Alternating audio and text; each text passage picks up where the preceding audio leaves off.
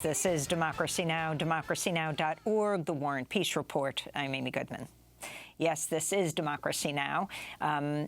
Let's turn now to the issue of foreign policy as we continue to look at President Biden's State of the Union. While most of the speech focused on domestic policy, Biden also spoke about China. Before I came to office, the story was about how the People's Republic of China was increasing its power and America was failing in the world. Not anymore. We made clear, and I made clear in my personal conversations, which have been many, with President Xi, that we seek competition, not conflict. But I will make no apologies that we're investing to make America stronger, investing in American innovation and industries that will define the future that China intends to be dominating, investing in our alliances, and working with our allies to protect advanced technologies so they will not be used against us. Modernizing our military to safeguard stability and deter aggression. Today, we're in the strongest position in decades to compete with China or anyone else in the world. Anyone else in the world.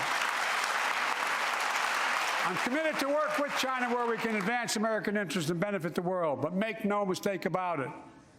As we made clear last week, if China threatens our sovereignty, we will act to protect our country, and we did. Let's be clear. Winning the competition should unite all of us. We face serious challenges across the world. But in the past 2 years, democracies have become stronger, not weaker. Autocracies have grown weaker, not stronger. For more, we're joined in Washington, D.C. by Matt Duss, visiting scholar at the Carnegie Endowment for International Peace, former foreign policy advisor to Senator Bernie Sanders. His recent co-authored piece in The New Republic is headlined, A Better Biden Doctrine. Your response to President Biden's State of the Union, and most importantly, the foreign policy of the United States right now, Matt. Sure. Thanks for having me on. I mean, I think what's notable from the speech, the foreign policy section, was how little the president actually talked about foreign policy last night. This was a speech, I think, that sounded a number of progressive left themes with regard to corporate power, with regard to protecting Social Security, Medicare, creating jobs, investing in infrastructure, going after big pharma. But the foreign policy section was very, very thin. I think he talked about China, he talked about Russia and Ukraine, he talked about climate change, and a few broader themes about, supporting democracy around the world. But, the tiny amount of speaking about foreign policy he did last night, I think, is reflective of the administration's broader approach to foreign policy, which is they want to spend as little time talking and arguing about foreign policy as necessary. And I think that perhaps makes some political sense. There are other things on the minds of the American people, but there are, in fact, really important issues around the world that we need to deal with and we need to debate. And the president needs to engage on these issues more than we saw last night, I think. He talked about competition, not confrontation with China. But in fact, you have this now more U.S. military bases in the Philippines, a kind of encircling of China. Can you talk about what should be Chinese policy and what it is right now, with Blinken canceling his visit to Beijing? Some said at times like this of increased tension, that's exactly when a summit should be held. Yeah, right. In my view, and I said this, I think the decision to cancel the Secretary of State's trip was a mistake. I think it fed into the overreaction around the spy balloon, which the president did not mention last night. He, of course, mentioned China. He did not mention the balloon, despite Washington having spent the previous few days freaking out about it. I think the administration's response to the balloon was actually quite correct, measured and firm, but not overreacting. But as I said, I do think the decision to cancel the trip was the wrong one, because as you noted, these are precisely the moments when we should be talking, when the U.S. and China should be talking. The president, yes, said, we should, competition with China is something that should unify us. And this is concerning because, yes, there are elements of China's policy that are a challenge to the United States, that are of great concern, both internally and externally. There's no question about that. But I do think this idea of trying to create political unity around competition or confrontation with China or any external threat has a very bad history. We only need to look at the past 20 years of the U.S. global war on terror to see that efforts to build political consensus around external threats have enormously devastating consequences, not only for our policy, but for our politics. And on that, I would also note something the president also didn't talk about, which is the global war on terror, which is ongoing. Despite the president's claim at the United Nations in 2021 that after the withdrawal from Afghanistan that the United States is no longer at war, that is untrue.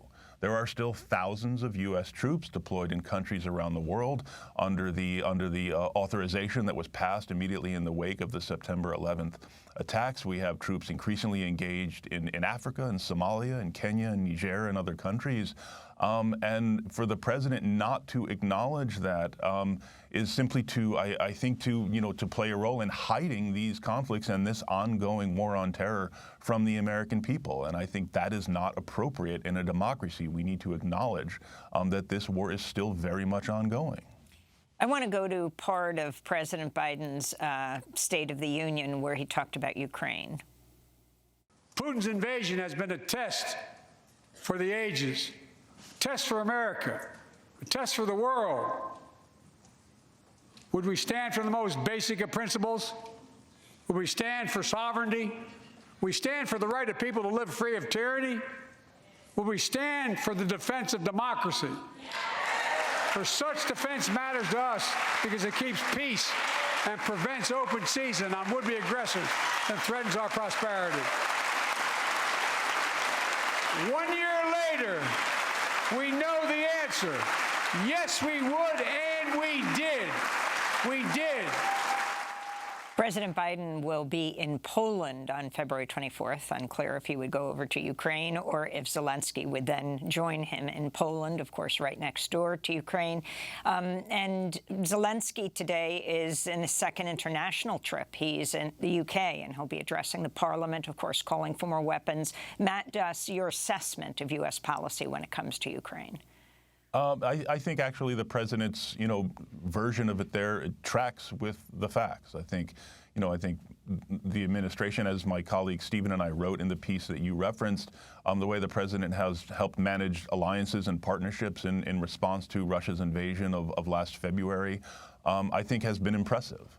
I think it shows a way of practicing U.S. leadership that forges consensus and then mobilizes that consensus. I mean, the war obviously is devastating. It is ongoing. We would like to see the war end as soon as possible, but I think being realistic about when that is possible is part of the challenge we face right now. I think Putin has given no evidence whatsoever that he's interested in a workable resolution of this conflict. I think he and the Russians and the Ukrainians at this point both seem to believe that they can continue to achieve their goals through military means. So for the time being, I think the administration's theory of the case is sound, which is that they'll continue to support Ukraine's defense to create the best possible moment or the best possible environment for negotiations when that becomes possible. Do you see parallels to the lead-up to the invasion? I mean, the lead-up to the invasion of Iran, the invasion of Ukraine by Russia, you had, the U.S.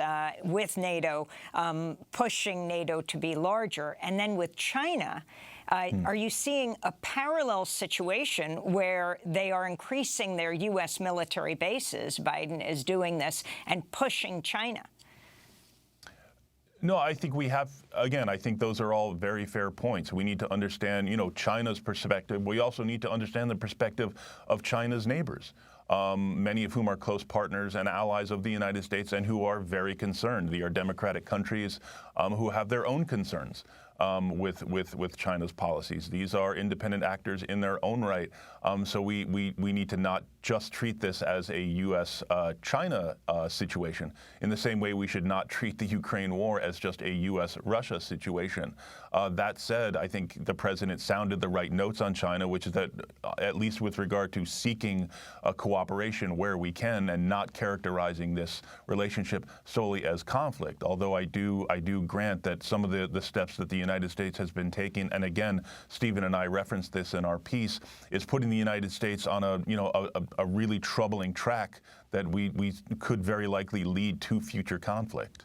We want to thank you, Matt, for joining us. Matt Duss, visiting scholar at the Carnegie Endowment for International Peace, former foreign policy advisor to Senator Bernie Sanders. We'll link to your new piece that you wrote with Stephen Wertheim, A Better Biden Doctrine, at democracynow.org.